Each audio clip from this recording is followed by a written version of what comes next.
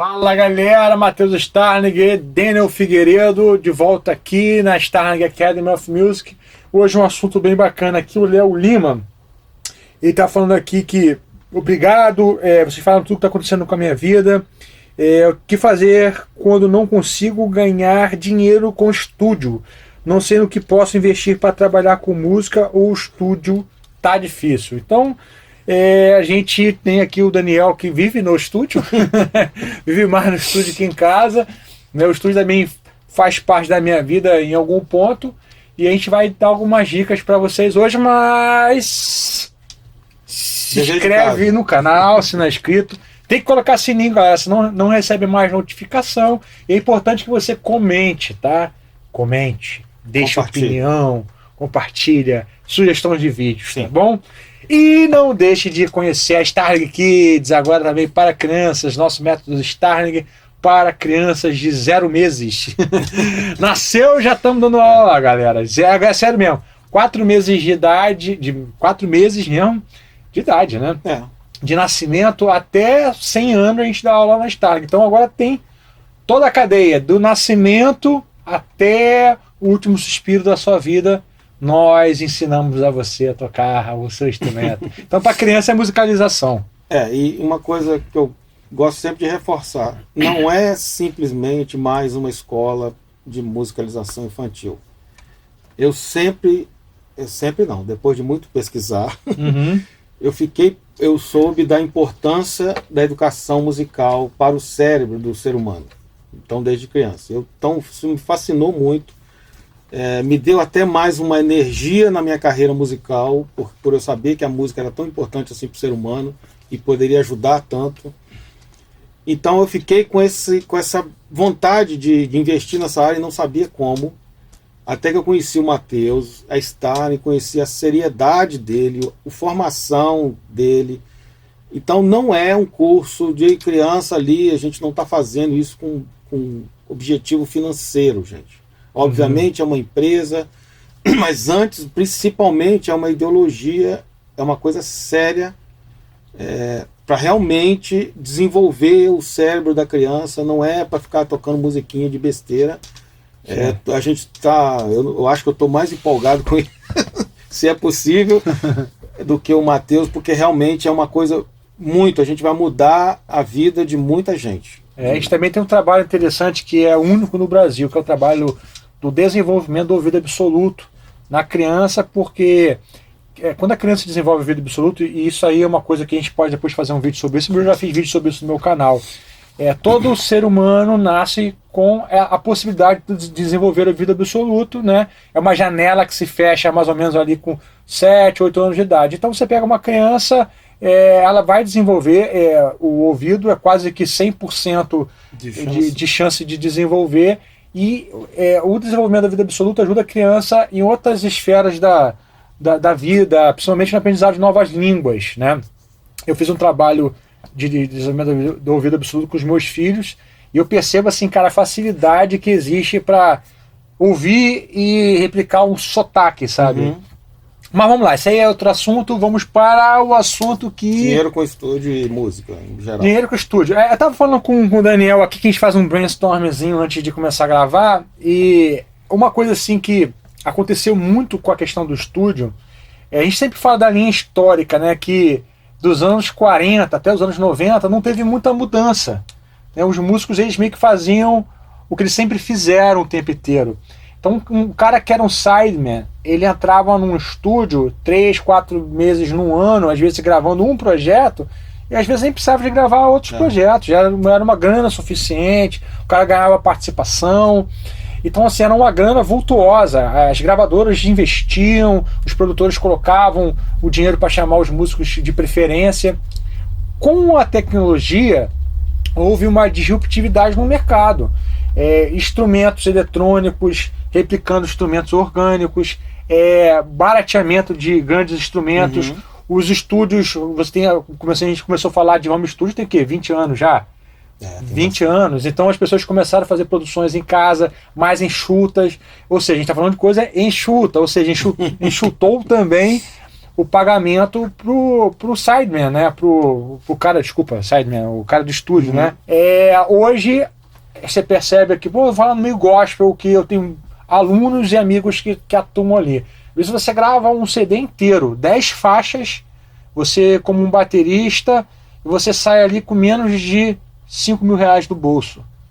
Isso aí há 20 anos atrás era uma coisa que, uma grande produção, tô falando de grande produção, hein, galera? Você pega às vezes um CD hoje em dia top, gospel, um guitarrista que botou 2, 3 camadas de guitarra, botou solo, às vezes o cara não consegue embolsar 10 mil reais. Estou falando aí para 10 faixas, estamos falando menos de R$ 1.000 por faixa, tá? Então mudou muito, né? Em função das mudanças tecnológicas e fez com que as produções ficassem mais baratas e também a questão do streaming, né? A questão da pirataria, lá atrás começou com o Napster e aí foi uma cauda longa que chegou ao streaming. Ou seja, a grana para você colocar no estúdio, aqueles orçamentos de 300 conto, 200 conto, não existem mais, né? Você vê hoje um artista relevante, um artista famoso, às vezes fazendo um álbum com menos de 100 mil reais fácil, né? Muita gente botando menos de 100 conto, em função do retorno que você acaba não tendo com a venda do álbum, né? Então não sei o que você gostaria de... Eu estou falando do lado negativo aqui, né? Que se transformou o mercado e como hoje em dia está muito mais difícil você ganhar dinheiro tocando no estúdio, né? E o que você quer acrescentar aí, Daniel? Esse assunto eu poderia falar 27 horas e meia. Então eu vou tentar resumir, porque é muita história, é muita coisa. Tentar, assim, encontrar um foco. Primeiro, música e artes em geral é uma área de altos e baixos. Então, para encontrar uma estabilidade, para encontrar um retorno, não é mais difícil do que o normal, do que você entra arrumar um emprego ali na papelaria. Dito isso, para você gerir alguma coisa, administrar qualquer coisa na área da música, você tem que ter o talento talvez maior do que um administrador de empresa que já tem a fórmula ali, o Sebrae vai te falar, você faz isso, depois aquilo. Então são elementos assim e responsabilidades que você tem. Então tem o sonho que às vezes em etapas assim, você começa a querer ter um estúdio, ser músico, porque uma vontade que você não consegue conter. Então, eu realmente já vi isso em muitos casos, que a pessoa não consegue conter essa vontade. Ela passa o resto da vida frustrada. Isso aí. Às vezes trabalha no banco até os 50 anos, sei lá o quê, e aí, quando aposenta, monta o estúdio, ou monta o estúdio pro filho, ou vai estudar, sei lá o quê. Você tem alguns alunos.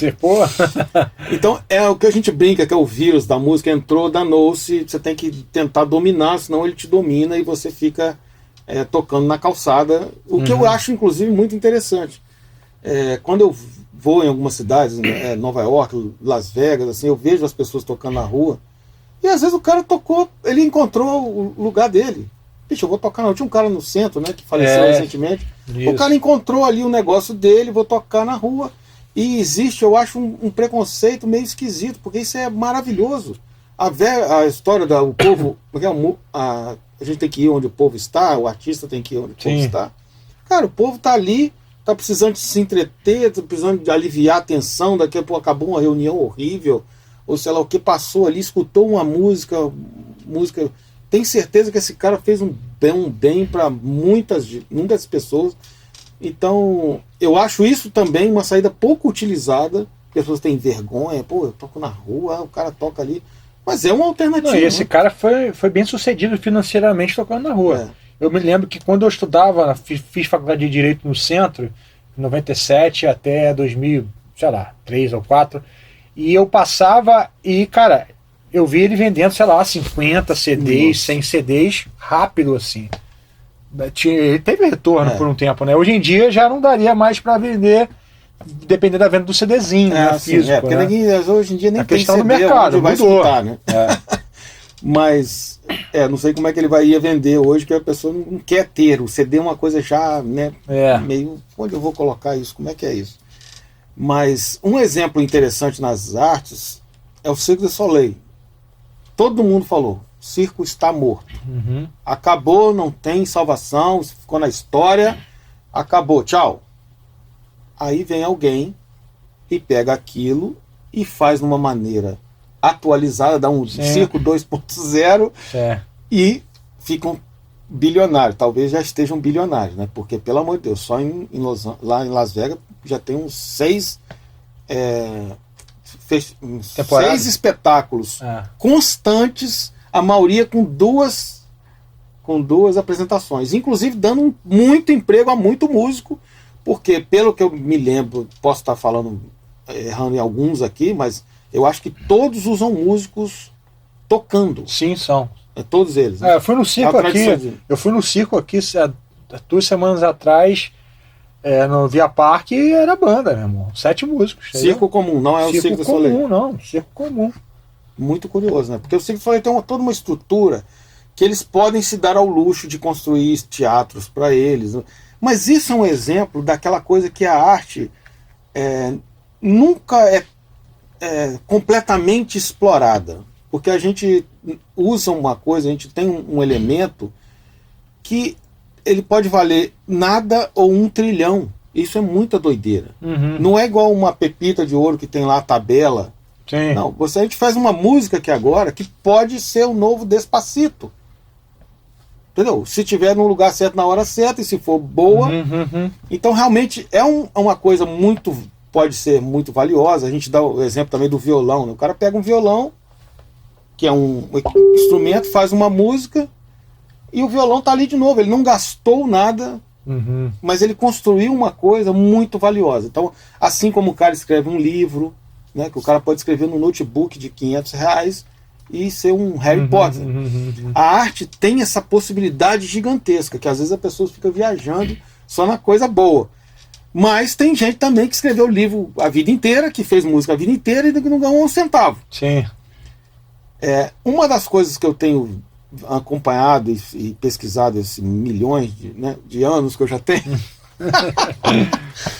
é que tem gente que tem mais facilidade de ganhar dinheiro com as coisas, seja com a arte, seja com microfone, seja. Então, se você não tem essa característica, essa coisa normal, é muito melhor ou você se associar a uma pessoa, ou você trabalhar para uma pessoa que na vida dela, o que ela faz é dinheiro com alguma coisa. E essa alguma coisa, se for arte, é melhor, porque se ela souber trabalhar, ela vai ganhar muito mais dinheiro do que fabricando caixinha de fósforo. Sim. Então tem que haver essa humildade, às vezes, de reconhecer o seu limite e o seu coisa, ou você transpor, entender que você vai ter que ter uma força descomunal para poder transpor o seu limite. Eu tive essa experiência que quando eu queria muito ter estúdio para registrar minhas ideias, porque eu esquecia tudo. Eu sou uma pessoa muito de improviso. Aqui, por exemplo, se a gente escrevesse, eu ia falar tudo errado que a gente tinha escrito. Uhum. Então, eu queria registrar minhas ideias, queria fazer minhas músicas só para eu escutar, não queria nem lançar. Eu tinha muita ideia na cabeça e queria registrar, eu tocava, não conseguia a banda para tocar o que eu queria. Então, quando eu peguei o meu primeiro sequenciador, fui a loucura. Mas, ao mesmo tempo, eu queria que aquilo fosse constante. Eu não queria trabalhar 8 horas para só depois poder o meu hobby. Isso para mim não era, me soava muito satisfatório. Eu fiz assim um tempo, inclusive foi suficiente o meu dinheiro para comprar o estúdio. Mas o que é interessante eu falar dessa minha experiência? Porque quando eu peguei um gravador de 4 canais de fita cassete, né, quando o arco-íris ainda era preto e branco nessa época. Tascam? É. Tascanzinho. O que eu falei? Cara, eu não posso gravar disco com isso. Eu não vou gravar disco. Ninguém vai querer gravar disco com 4 canais. O que eu vou fazer? O que é possível fazer comercialmente com 4 canais de fita cassete? Jingle. Então, assim, era um mercado que já existia, mercado de dinheiro. Você vai lá, tem um trabalho a ser feito, você convence o cara que você tem que fazer. Eu sempre fui apaixonado por publicidade, adoro o marketing, como as coisas são, a mensagem é passada, a eficiência da mensagem, essas coisas. Então, eu enfrentei todo o meu anti-socialismo. Socialismo foi bom. Eu era muito antissocial, não conversava com ninguém, não queria saber de nada, só queria ficar tocando guitarra no meu canto. Toda a minha... como que chama? timidez absurda. Então, eu resolvi que eu queria enfrentar esse touro. Então, eu saía na rua, eu vendia o jingle, eu compunha um jingle e comecei a cantar também. Eu não cantava em lugar nenhum, mas ali dentro do estúdio, ninguém sabendo que era eu cantava. Algumas vezes chamei cantor, é a coisa... Eu consegui viabilizar em uma cidade que nunca teve nenhum estúdio, nunca teve jingle naquela cidade, tinha jingle numa cidade lá, mas entendendo e respeitando a realidade. Não ficando sonhando, eu quero aqui gravar o meu disco instrumental e todo mundo vai ter que comprar porque eu sou um gênio. Não, peraí, eu estou aqui, o limite é esse, é difícil, é complexo, mas eu vou me virar do avesso e tentar. Sim. Então eu acho que esse exemplo pode funcionar para qualquer coisa. Você analisar o que você tem à sua volta e ver, bicho, o que eu posso fazer? Ah, eu tenho essas limitações, eu consigo sobrepô-las, eu consigo quebrá-las, que é sempre maravilhoso, né? Foi muito importante, a gente já teve um vídeo sobre isso, sobre timidez, essa coisa também de ser meio recluso, de querer ficar, o tanto que a gente aprende com a convivência com as pessoas, se você quiser, né? Se você for aberto para isso. Então eu acho que ter dinheiro tem, só que você tem que respeitar a maneira como a sociedade funciona e com onde o dinheiro está e quem tem facilidade para ganhar. Se você respeitar e entender as peças e você se encaixar no lugar, você vai começar a andar. Mas se você quiser só andar do seu jeito, quiser que a humanidade inteira se adeque a você, que a gente conhece muita gente assim, né? Reclama do mundo inteiro, o mundo inteiro está errado, ele está certo, então ele fica ali reclamando até que o mundo inteiro mude para ele poder fazer os sonhos deles se realizarem. Indo um pouco mais profundo e para finalizar, eu acho que o tempo inteiro você tem que analisar o porquê que você quer as coisas. Porque isso, eu até brinco com o negócio do porquê justamente. Fica perguntando por que eu quero ter estúdio? Por que eu quero ganhar dinheiro? Por que eu quero ser famoso? Porque você vai nesses porquês, você vai encontrar coisas que talvez lá atrás você mexa um botãozinho e resolve um monte de problema que você está querendo uma coisa que você nem sabe por quê. Inclusive tem um livro chamado Start With Why, do Simmons, que é um grande livro. Exatamente esse questionamento que você está falando. A primeira coisa que tem que se perguntar é o porquê. O tempo inteiro, porque se você vai nessa coisa de cobrança de família, às vezes você não percebe, uma coisa da infância, que vem, que você o quê, que foi... E lá o cara é desafinado, e aquilo entrou no cara, não, eu vou provar para todo mundo que eu sou afinado, e o cara às vezes passa a vida inteira combatendo uma coisa que foi imposta, uma coisa besta, que ele pode quebrar e se livrar dessa corrente. Então essa necessidade também de ter... Eu estava preparado. Eu vou tentar o jingle, mas se não der, eu tenho que ter cabeça para estruturar. Aquela coisa, eu não vou ficar tentando o resto da vida vender jingle. Ficar aqui um ano, não vendi nenhum jingle. Não, mas um dia eu vou vender e ficar ali passando fome. Não tem sentido isso. Tem que... a velha história de respeitar a realidade, que eu acho que eu vejo mais nos artistas essa dificuldade. Talvez por a gente trabalhar com coisas, né, muito não mensuráveis, assim, tem essa dificuldade de aceitar como é que a banda toca, como é que a banda toca, e tocar de acordo com o tom da banda, o estilo que a banda está tocando, para você sofrer menos. E quando você tiver bom, se já tiver lá os seus sidemen depois de 8 anos, bicho, agora eu já tô legal, já tenho a minha casa, agora eu vou fazer o que eu quiser, vou fazer meu disco. Então falei pra caramba porque esse assunto é muito extenso, mas eu acho que é por aí. É uma questão toda de você saber lidar muito com frustração, galera. Porque às vezes a gente coloca uma expectativa que não se cumpre. E tem gente assim, tem uma cota de expectativas não cumpridas. E a galera, já acabou. Sim. Tem que tomar cuidado com isso. Você quer ver algo interessante para fechar realmente? A gente veio de uma geração que a gente via revistas de guitarra, né, meu irmão? Sim. Guitar Player, cover guitarra. Na época até que Guitar Player era gringa, né? Sim. E o meu sonho era aparecer na revista, né? Pô, no Cabo Frio interior. Eu lembro que quando eu voltei da Berkeley,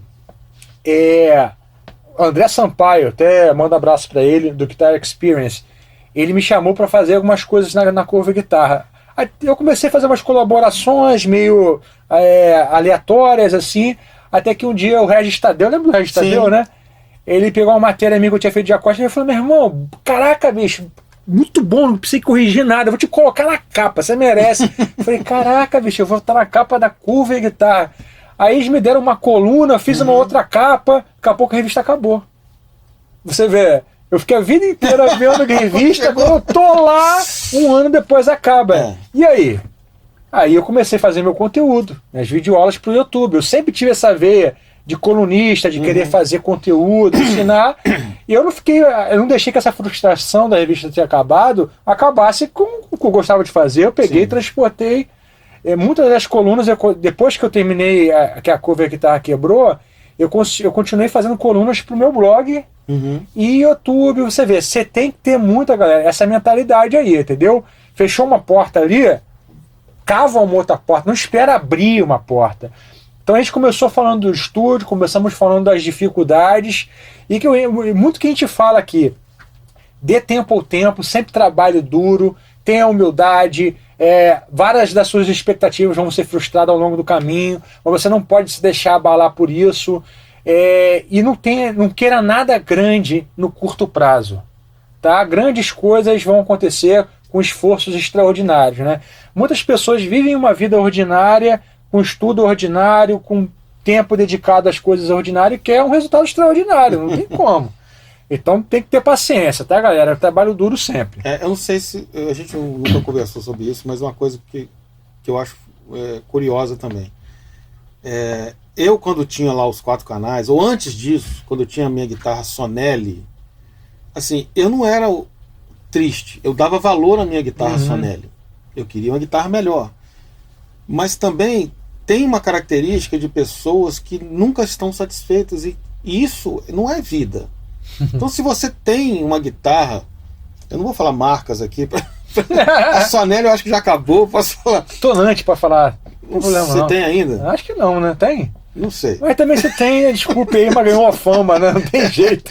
Então, o que eu vejo também, quando eu dava aulas do meu jeito, né, eu falava, cara, eu só sei guitarra do meu jeito, vou te ensinar do meu jeito, tá bom? O cara via eu tocando, não, tá aquele jeito, tá bom. Eu via uma extrema falta de valorização do que a pessoa tinha. Às vezes o cara tinha uma guitarra muito melhor que a minha, tinha uma Golden. Mas ele queria uma Gibson. Enquanto não tivesse a Gibson, não estava bom. Aí depois ele comprasse a Gibson, ele veio querer Fender. E uma coisa que eu acho também que a pessoa tem que trabalhar logo. Eu não sei se tem jeito isso, cara. Mas você tem que ser grato às coisas que você tem. Senão não vai adiantar. Por mais que você tenha, sempre vai estar ingrato. Esse negócio de, não, mas quando eu tiver não sei o quê, não vai. Você sempre foi grato? Eu sempre fui, cara. Pô, sempre fui, cara. Cara, só de enxergar, entendeu? Só de andar e poder tocar um instrumento e poder ter qualquer coisa. Então, essa gratidão, eu acho também um dever de casa, assim, que você não pode deixar para depois. Você tem que corrigir logo. Não sei se tem jeito. Tem coisas que não tem mais, né? Não há um parafuso que você aperta, assim. Mas eu vejo que isso aí estraga. Às vezes o cara tem um grande talento, tem tudo, mas o cara é baixo astral. Não, pô... Não tá a gente já falou sobre esse lance de ter muita facilidade na vida, às vezes estraga o cara, né? Sim. Eu falei, acho que em algum vídeo desse, que eu tive vários amigos, eu tive especificamente 2 amigos do Rio de Janeiro que foram estudar na Berkeley comigo, e os 2 não trabalham mais com música. Se formaram, realizaram esse sonho, mas aí foi, pô, eu pensava que era mais fácil. Sim. E eu me lembro que quando eu era moleque, assim, 12, 13 anos, que eu ganhava um presente por ano. Que era meu aniversário. Minha mãe falou, você quer festa ou quer presente? Presente. Eu ganhava um pedal, bicho. Aí vinha aquele pedalzinho da Boss laranja. Aí você ficava assim, cara, você tirava. Pô, você tirava até coros do overdrive. Então é isso, galera. Valeu, Deus abençoe. Comente, não comente.